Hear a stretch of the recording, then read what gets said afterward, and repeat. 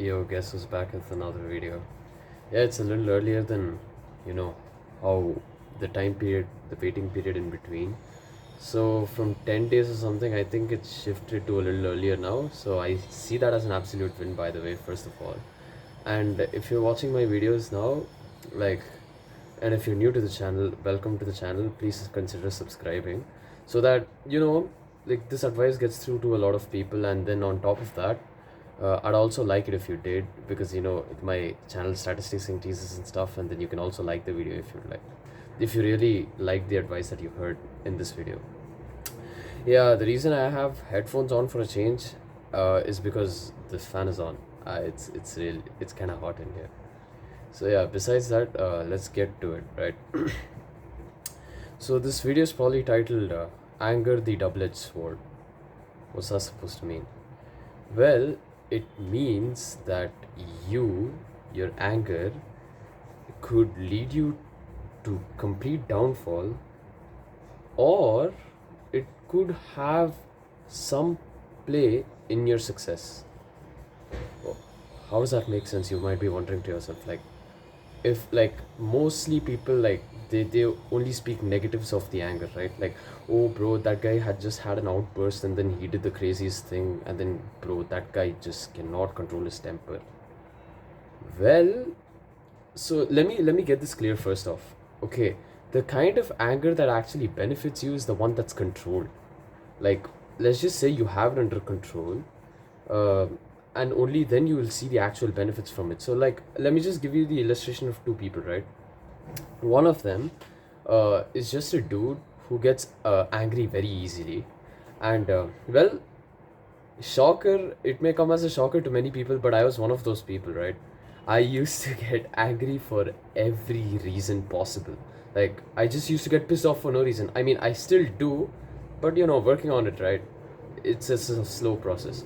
So imagine you're a dude who gets angry for no reason, and then you do the craziest stuff. People are naturally going to be repulsed from you. Ever thought about that? Like, the more outbursts you have, so the like, see, they won't get away from you because they don't like you or something, but it's sheerly due to the fear that they may offend you or anger you for some reason. You'd never really be able to make a deep connection with them. And same goes for your commitments as well. Now, for example, by commitments, as in, now for example, you're doing mathematics, right? And you're stuck at a problem. This is a personal experience, by the way. I was stuck at a problem, and I tore the I tore the book and like few pages in the book along with the pen that I broke, just because I was mad and I couldn't solve the problem. Yeah, trust me, you don't want to be that kind of guy, okay? So you want to be the kind of person whose anger is more controlled, in like more controlled, dialed down, because then what happens, I'll tell you. Like, of course, you're gonna have to learn to let a lot of things slide. Like, for example, like, the people's just teasing you like for no reason, instead of immediately engaging. I think there are sometimes where you just avoiding the fight would be completely wise. Like, it'll be a very wise decision. And on top of that, like, me personally, I believe, like, if you avoid a lot of fights and conflicts, unnecessary ones especially, it increases your kind of aura as well. Like, the way people perceive you, they'll have more respect for you. Whereas in the contrary, if you're just a person who has anger outbursts every single day, like every single time you're picking a fight with somebody, chances are people are gonna lose respect for you, and very quickly. So let's just so the type of anger that actually benefits you is the one that's completely dialed in. I mean, see, I'm no expert, okay? I'm still working on it, but as far as I've seen, this is what's been working, right? So if you have like a very dialed in anger, whatever whatever angers you throughout the day, and whatever pisses you off, all those unnecessary nitpicky things that you could get angry at, the energy will be in your body, it doesn't leave anywhere. What you do when your anger is completely dialed is you channel it someplace else where it's productive. Does that make sense? Now, for example, the other day, like, people were teasing me left and right, right? And what I could have done, I could have screamed at them. I'm like, bro, enough. this is enough of this bullshit, right? I could have done that, but instead what I did is I was staying silent. I mean, guys, on a side note, by the way, if people are teasing you and it's pissing you off, you should probably tell them, all right? And then let them know that you feel very bad, because probably they'll stop and it'll provide more peace for you as well.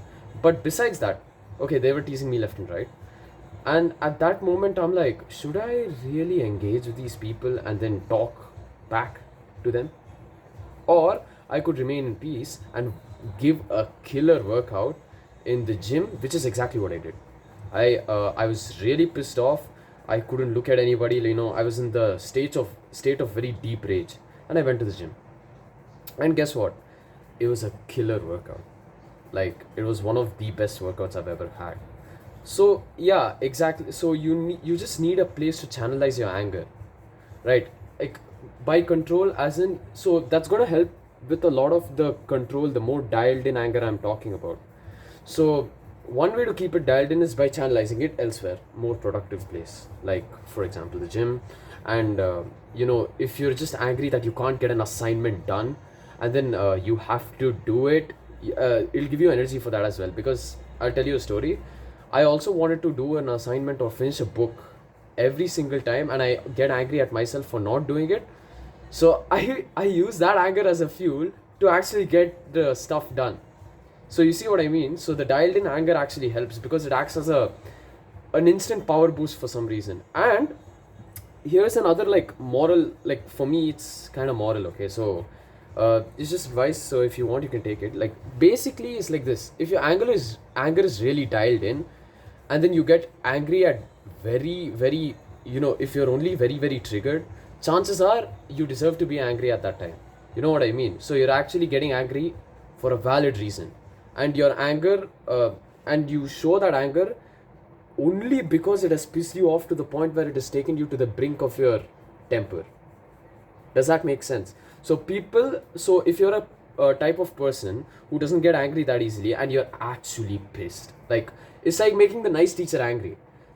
When you're a very nice, outgoing, chill person, and when you actually get angry, people are going to take you very seriously.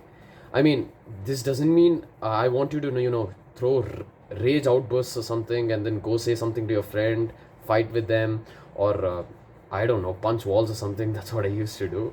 But what I'm saying is that when you're actually angry at that time, people will take you seriously, and then they will listen to what you have to say. That's most likely what's going to happen. So here's my advice.